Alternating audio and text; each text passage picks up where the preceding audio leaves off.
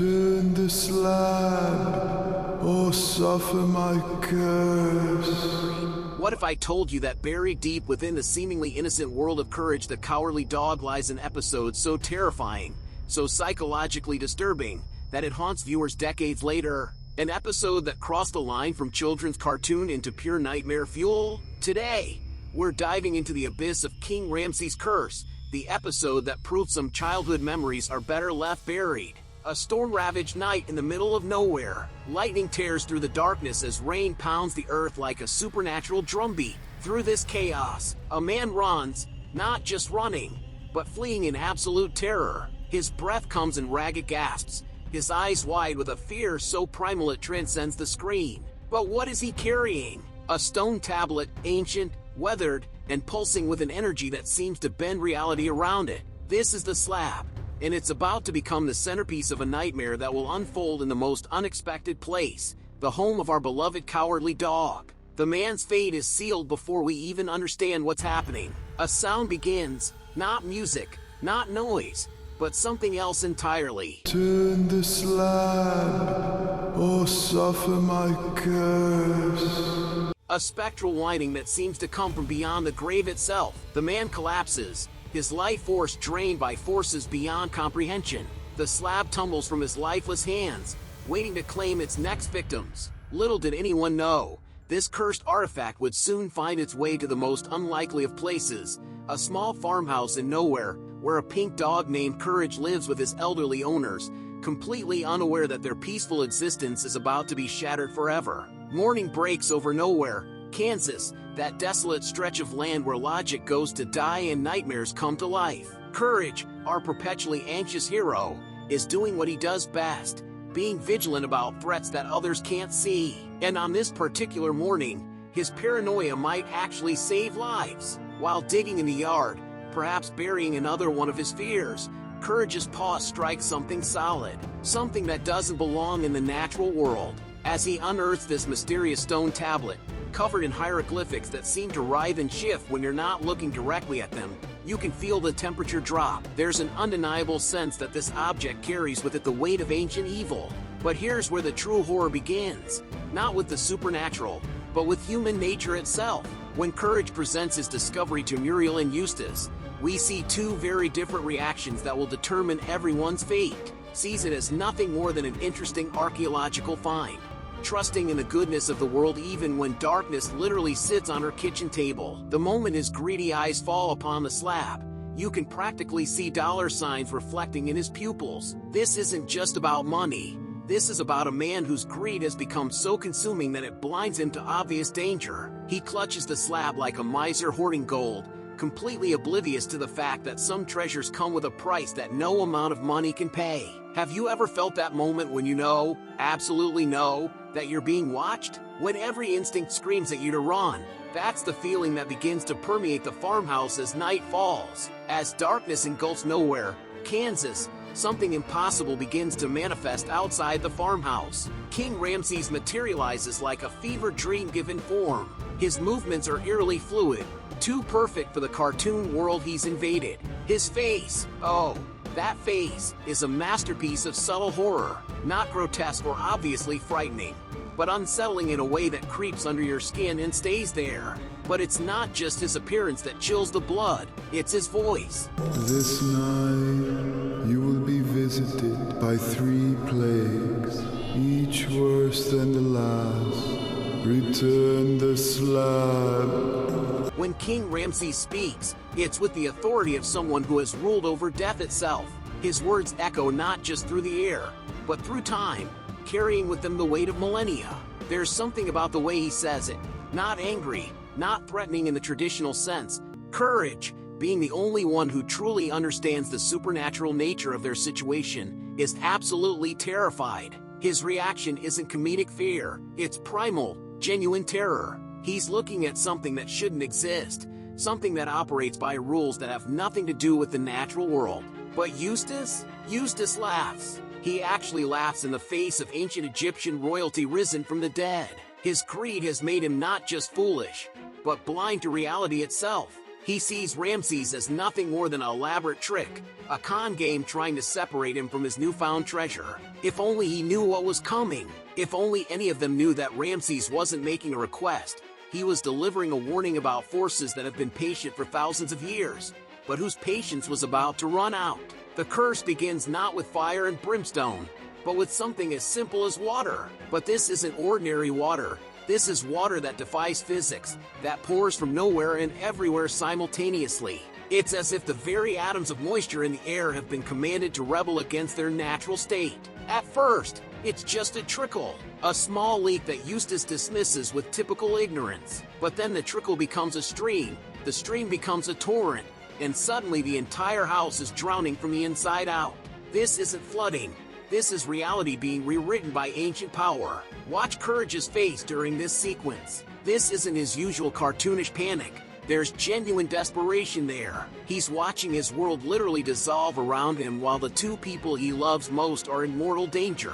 Muriel, sweet Muriel, nearly drowns in what should be the safety of her own home. The water doesn't behave like normal water. It seems almost alive, seeking out every corner, every hiding place, as if it has intelligence behind it. Courage battles against it with everything from kitchen utensils to his own body, creating makeshift dams and plugs with the Eustace clings to the slab. Even as his house fills with supernatural water, even as his wife nearly dies, his grip on that cursed stone never loosens. His greed has become a madness that transcends self-preservation.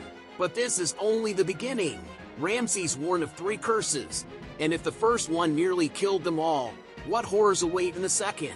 If you thought drowning was terrifying, wait until you experience what it's like when sound itself becomes a weapon. The second curse doesn't attack the body, it attacks the mind, and in doing so, it reveals itself to be far more insidious than anything that came before. It starts as a whisper, a high-pitched whine that seems to come from everywhere and nowhere. But this isn't just noise. This is sound weaponized, frequency turned into torture. As it grows louder, you realize that this isn't music in any recognizable sense. It's the audio equivalent of madness itself. The animation during this sequence is particularly brilliant and horrifying. Courage's ears don't just hurt. They stretch and contort in ways that shouldn't be possible, as if his very anatomy is being rewritten by the sonic assault. But it's not just physical pain. You can see his sanity beginning to fray at the edges. Muriel becomes disoriented, lost in her own home as the sound scrambles her thoughts. She's not just hearing noise. She's experiencing audio that's designed to break the human mind. Her gentle confusion is heartbreaking because we know she doesn't deserve this supernatural torment. And Eustace? Even he begins to crack. His anger intensifies, but underneath it, you can see the first hints of fear. The sound is getting to him too, chipping away at his stubborn facade. But still, he won't let go of the slab. Courage tries everything. He covers his ears with cement, builds barriers, attempts to escape the sound that seems to permeate reality itself. Nothing works. This curse isn't just loud, it's inescapable, following them wherever they go like an audio haunting. But if you think psychological torture is the worst Ramses has to offer, you haven't seen anything yet. The third curse is approaching, and it will push everyone, including Courage himself, to their absolute breaking point. The final curse is perhaps the most viscerally terrifying because it attacks on a level that bypasses rational thought entirely.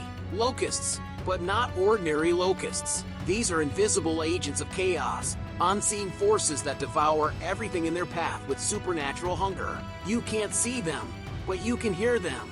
That horrible chittering, buzzing sound of countless wings and mandibles working in perfect, destructive harmony. The house begins to fall apart not from age or weather, but from being consumed by something that exists just beyond the edge of perception.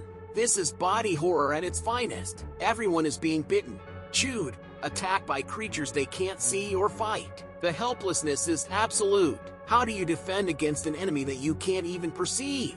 How do you protect the people you love from something that exists in the spaces between what's visible? Muriel is hurt, genuinely hurt, and for the first time in the episode, you see Courage's fear transform into something else entirely. This isn't just about being scared anymore. This is about the people he loves being tortured by forces beyond comprehension. The invisible locusts represent the ultimate violation.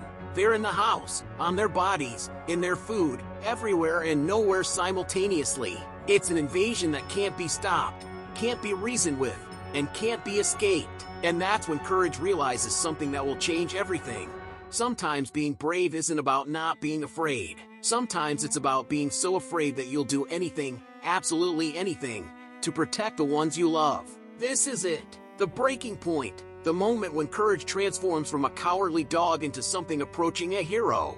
Watching Muriel suffer under the invisible assault, seeing her in genuine danger from forces she can't even comprehend, something snaps inside him. It's not that his fear disappears. If anything, he's more terrified than ever. But his love for Muriel becomes stronger than his terror. He looks at the slab, looks at Eustace clinging to it like a lifeline, and makes a decision that will either save them all or doom them forever. The catapult sequence is brilliant in its simplicity. No complex plan, no elaborate scheme, just pure, desperate action. Courage loads the slab into his makeshift launcher and fires it as far away as physically possible, sending it arcing through the night sky like a cursed meteor returning to the darkness from whence it came. The water stops flowing. The horrible sound ceases. The invisible locusts vanish as if they never existed.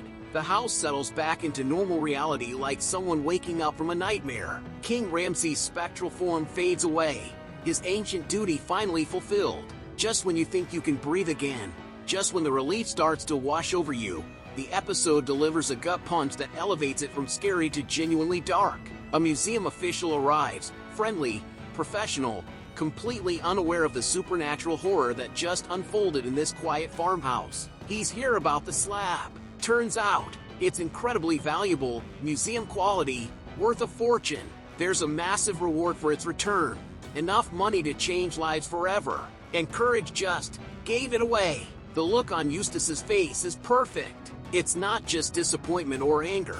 All that money, all that wealth, launched into the night because of his own stubborn refusal to heed supernatural warnings. But here's where the episode becomes truly sinister, because we know Eustace. We know his character, his weaknesses, his complete inability to learn from his mistakes. And as night falls again, as the museum official disappears into the distance, we see that familiar gleam return to Eustace's eyes. He's going to go after it. Of course he is. Greed like his doesn't just disappear because of a little supernatural terror. If anything, knowing how valuable the slab really is only makes it more irresistible. The ending sequence is masterful in its restraint. We don't need to see everything to understand exactly what's happening. Eustace sneaks out under cover of darkness, finds the slab where it landed, and picks it up with trembling but determined hands. But this time, it's different. This time, there's no warning, no 3 chances, no gradual escalation. Ramses appears with the patient satisfaction of someone who knew this moment would come, someone who has been waiting with the infinite patience of the dead. The same words, but now they carry a different weight. This isn't a warning anymore, this is a final judgment. Eustace had his chance. He had multiple chances. He chose greed over wisdom. The screen fades to black as Eustace screams, and that scream tells us everything we need to know. This isn't going to end with plagues and curses. This is going to end with something far worse. King Ramses' curse isn't just scary, it's psychologically sophisticated in ways that most adult horror films never achieve. It understands that true terror comes not from jump scares or gore, but from the gradual realization that you're powerless against forces beyond your comprehension. The episode works on multiple levels simultaneously. On the surface, it's a supernatural horror story about an ancient curse. Dig deeper, and it's a morality tale about greed and its consequences. Go deeper still, and it's an exploration of helplessness. What happens when the people you love are in danger and there's nothing you can do to protect them? The animation style of King Ramses was deliberately unsettling. The animators knew that sometimes the most frightening thing isn't a monster, but something that looks almost normal while operating by completely alien rules. But perhaps most importantly, this episode respected its audience. It didn't talk down to children or assume they couldn't handle complex emotions. It presented genuine fear, real consequences, and moral ambiguity in ways that treated young viewers as capable of understanding sophisticated storytelling. Those words will echo in our nightmares forever, a reminder that in the world of Courage the Cowardly Dog, even the most innocent places can become ground zero for ancient evil. And sometimes, the only thing standing between us and that evil is a pink dog with a heart full of love and the courage to do what's right. no matter how terrified he might be. Sweet dreams, everyone! And remember, if you ever find a mysterious stone tablet buried in your yard, maybe, just maybe, it's better to leave it where you found it. If this deep dive into one of animation's most terrifying episodes gave you chills, make sure to hit that like button and subscribe for more dark explorations into the shows that shaped our childhoods.